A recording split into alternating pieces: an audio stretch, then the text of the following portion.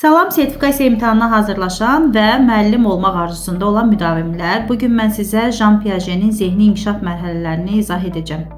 İsveçrədə doğulan Jean Piaget dövrün ən böyük alimlərindən biri olub, karyerası dövründə 60-dan çox kitab yazıb, yüzlərlə məqalənin müəllifi olmuşdur. Jean Piaget inkişafın 4 mərhələsini müəyyən etmişdir.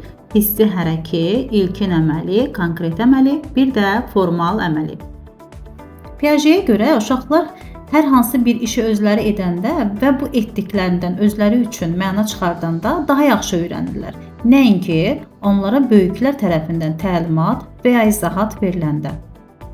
Uşaqlara öyrənməni özləri həyata keçirsinlər deyə mümkün olan hər bir imkanı yaratmaq lazımdır. Uşaqlar o vaxt öyrənir ki, maraqları sönməmiş olsun. Əslində onları öyrənməyə aparan məhz elə bu marağın gücüdür. Piaget'in nəzəriyyəsi müəllimin ənənəvi informasiya vermək obrazını dəyişərək, onun imicinin uşaqlarda tədqiqat marağı oyadan, onların suallara özlərinin cavab tapmasını dəstəkləyən kimi müəyyən edir. Piaget deyir ki, 0-2 yaş aralığı uşaqlar hissi hərəkət, yəni refleksiv, düşünmə olmadan hərəkət edirlər. 2-7 yaş aralığı uşaqlar isə ilkin əməli, egosentrik, ego mərkəzli düşünürlər.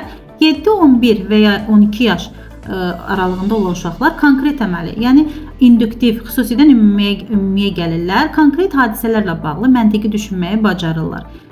11, 12 və daha yuxarı yaş aralığında olan uşaqlar isə formal əməli, yəni bunlar konseptual və hipotetik düşünürlər, deduktiv, ümumidən xüsusiyə gəlməyi bacarırlar. Məni dinlədiyiniz üçün təşəkkür edirəm. Ümid edirəm izahım sizin üçün faydalı oldu.